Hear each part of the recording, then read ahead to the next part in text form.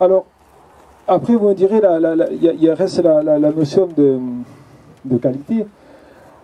Aujourd'hui, on est sur des sélections donc, qui sont, je pourrais peut-être dire deux mots à ce sujet, comment ces plans-là sont obtenus. Donc, globalement, il y a différentes choses qui sont faites. Aujourd'hui, donc, les précurseurs sur ce travail-là, ça a été vraiment la France, avec des chercheurs comme Couder, notamment, que tout le monde connaît, comme Sebel, comme Bacot, comme Villard. Donc, tous ces gens-là qui ont travaillé sur ces hybrides-là jusqu'à les années 50. Et à l'après-guerre, dans un contexte qui était différent, il y a eu un coup d'arrêt sur la sélection de ces cépages-là. Ce qu'il faut dire, c'est Bouquet à l'INRA qui cite ce chiffre, qui dit que entre 1948 et 1958, la part d'hybride dans le vignoble français était passée de 20% à 30%. Donc je sais pas si ça veut dire qu'en 10 ans, on avait pris 10% de la surface au total. C'est vous dire l'engouement qu'avaient les viticulteurs pour ces cépages-là. Et en fait, ça s'expliquait parce que, en gros, durant la guerre, ils n'avaient pas de cuir parce que c'était utilisé pour les douilles, pour faire la guerre.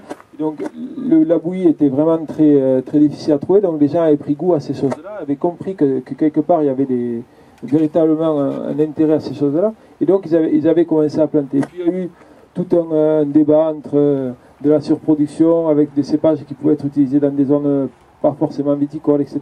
Et puis l'INAO là-dessus. Donc on a à un moment donné interdit ces trucs-là, mais il faut dire que dans les années 50, la France était vraiment leader sur cette sélection-là. Donc c'était fait avec globalement des sélections qui étaient des croisements avec des variétés américaines et des variétés françaises, comme, de la même façon qu'ont été faits les porte-greffes.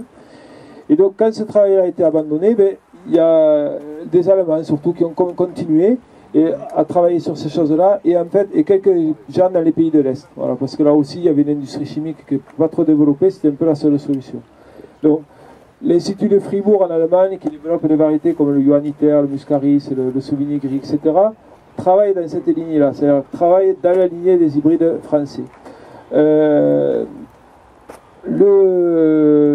Suisse, avec Valentin Blandner, avec qui on travaille, et notamment qui a fourni ces plans ici, lui travaille sur une partie effectivement de la sélection allemande, de la voie allemande, mais sur laquelle ils ont implanté beaucoup de variétés asiatiques, comme la Mourensis, l'Estivalis, des choses comme ça, pour croiser et renforcer les résistances.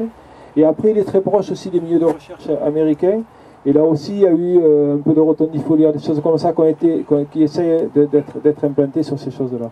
Donc, globalement, et donc pour finir sur la recherche française, globalement, donc, il y a eu un coup d'arrêt brutal à la fin des années 50.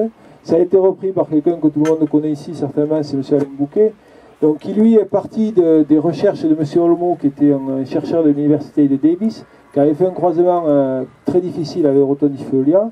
Et donc, il est parti d'une première génération des croisements d'Olmo pour faire la sélection qu'il a là, avec certains soucis, puisque c'est une résistance qui n'a pas été très bien renforcée, puisqu'il y a une seule source de résistance, et c'est une résistance qui peut être un peu faible, qui est à la fois très forte, mais pas très large, donc qui peut être peut-être contournée. Mais qui est aujourd'hui, qui a l'intérêt d'avoir des variétés, on en a vu, on connaît quelques personnes qui en ont, qui ont vraiment des typologies très proches comment ça s'appelle, des variétés locales. On a par exemple des grenaches résistants au milieu qui sont incroyables, quoi. Moi je défie un viticulteur ici de s'apercevoir que c'est pas un vrai grenache, quoi. Donc voilà un peu l'état des recherches.